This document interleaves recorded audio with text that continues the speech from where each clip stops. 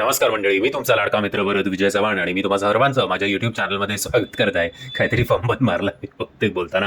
असो, येत्या 26 जुलै 2024ला घरत गणपती नावाचा नवीन मराठी सिनेमा आपल्या भेटीला येणार आहे. या सिनेमामध्ये प्रमुख भूमिकेत आपल्याला निकिता दत्ता, भूषण प्रधान, अजिंक्य देव, अश्विनी भावे, संजय मोने, शुभांगी लाटकर, शुभांगी गोखले, सुषमा देशपांडे, डॉक्टर शरद भुताडिया, समीर खांडेकर, आशिष पाटोडे, परी तेलंग, रुपेश बने, राजसी भावे आणि दिव्य लक्ष्मी अशी खूप मोठी स्टारकास्ट या सिनेमामध्ये दिसणार आहे. म्हणजे या स्टारकास्टची जर प्रत्येकाची फॅमिली जरी थिएटरला गेली तरी आय थिंक एक दिवस अख्खा हाऊसफुलचा बोर्ड लागायला काही हरकत नाही या सिनेमाला. एनिवेज, मी याचा टीजर जेव्हा आला होता तेव्हा सुद्धा म्हटलं होतं की प्रत्येक कलाकार असा ज्याचा एक स्वतःचा फॅन बेस आहे. अजिंक्य देव यांचा स्वतः मी चाइल्डहुड माझे ते ड्रीम हिरो होते. त्यांच्यासारखं रांगडं व्यक्तिमत्व आज तगायत मराठीमध्ये सापडत नाही. आणि अश्विनी भावे यांचा सुद्धा मी फॅन आहे. सो माझ्यासाठी बाकी सगळे स्टारकास्ट तर आहेतच उत्तम, पण मी हा सिनेमा बघायला जाणार आहे फक्त आणि फक्त अजिंक्य देव आणि अश्विनी भावे यांच्यासाठी. एनिवेज, जेव्हा याचा टीजर आला होता तेव्हा सुद्धा मी एक म्हटलं होतं की अजिंक्य देव आणि आय थिंक संजय मोने सरांमध्ये एक वाक्य होतं की गणपती आपल्याला एवढं करायची गरज आहे का. म्हणजे कोकणातलं आणि मग शहरी लोक मग गणपतीसाठी खास करून ते 5 दिवस 6 दिवस 8 दिवस जे काही गौरी गणपतीचे त्या वर्षी दिवस असतील त्या हिशोबाने जाणं प्रत्येकाला जमत नाही. आणि मग ते टिपिकल फॅमिलीमधली भांडणं की बाबा आम्ही एवढं का कॉन्ट्रीब्यूट करायचं, कोकणात तर आम्ही सगळं सांभाळतोय ना, आम्ही हे घर बघतोय ना, मग आमच्यावर तुम्ही जरा जास्त पैसे द्यायला हवेत गणपतीच्या निमित्ताने, असं जे काही टिपिकल असतं ना. किंवा एका याच्यात अश्विनी भावे बोलतात की पैसे मोजून घ्या बाबा, नंतर बोलाल की दिले नाहीत व्यवस्थित. आणि मग या सगळ्या कटकटीनं कंटाळून की एकमेकांसमोर हम साथ साथ है आणि लगेच पाठ फिरल्याबरोबर हम आपके कौन, म्हणजे मनात खूप सारी जळमट असताना कशाला एवढं गणपतीच्या यांनी आपण एकत्र गोविंद काय ते गुण्या गोविंदाने नांदायचंय, त्याच्यापेक्षा आपण 1.5 दिवसाचाच गणपती ठेवूया.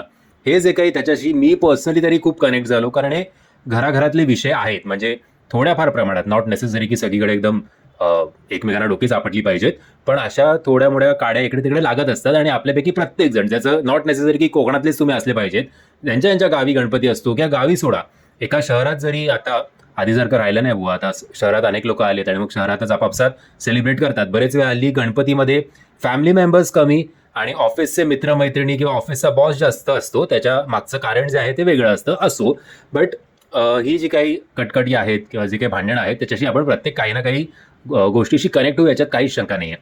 बरं, याची जी वन लाईन आहे ती म्हणजे असं म्हणतात की गणपती बाप्पाचं नाव कुठल्याही कार्याआधी आपण घ्यायला हवं. तसंच यांचं प्रेम म्हणजेच भूषण आणि निकिताचं प्रेम जे आहे ते गणपती बाप्पा मार्गी लावणार का.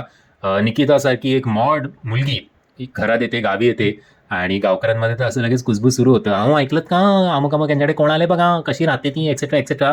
म्हणजे जेव्हा ही मुलगी त्यांच्या आयुष्यात येते आणि भूषण नाव सांगतो की हिचं नाव कृती आहुजा, तेव्हा बाकीच्यांचं फॅमिली मेंबर्सचे एक्सप्रेशन असे होते, आहुजा आता इकडनं. सो या सगळ्या गमती जमती सुद्धा आहेत आणि मग हा डायरेक्ट सिरियस वळणावर चित्रपट जाईल. सो एक फॅमिली एंटरटेनर हा सिनेमा आहे आणि चकाचक मराठी सिनेमा वाटतोय. प्रत्येकाचे कॉस्ट्युम्स असतील, मेकअपवर सुद्धा चांगला खर्च केला आहे आणि ते पण मला आवडलं की हे मोमोज आहेत का. आणि मग गौरी गणपती कोण, तर गौरी माहिती नाही एवढं कुठल्याही भाषेचे तुम्ही भारतीय आहेत किंवा एनआरआय आहात की भाईसाहेब हे थोडा कुछ ज्यादा नाही हुआ, मतलब कुछ भी असं ते झालं शेवटी. पण ठीक आहे, आता बाकी सगळे पंचेस चांगले होते, एक गौरी गणपतीचं सोडलं तर. सो बघूया यांचं प्रेम पूर्ण होतंय का, यांचं प्रेमाचं रूपांतर लग्नात होतंय का, घरातली जी काही भांडणं आहेत ती मिटणार का, की तेच रुसवे फुगवे आपापसात मनात ठेवून या चित्रपटाचा डी एंड होणार आणि गणपती बाप्पा स्वतःचा जो उजवा हात आहे तो कपाळा मारून घेणार. यांचं सगळं फॅमिली ड्रामा बघून हे आता येत्या 26 जुलै 2024ला आपल्याला कळेल. मंडळी, जर हा ट्रेलर तुम्ही बघितला असेल, ट्रेलर मला तरी आवडलेला आहे. जर तुम्ही बघितला नसेल तर त्याची लिंक तुम्हाला खाली डिस्क्रिप्शन बॉक्समध्ये देतोय.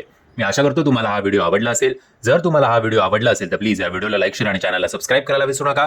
जय हिंद, जय महाराष्ट्र.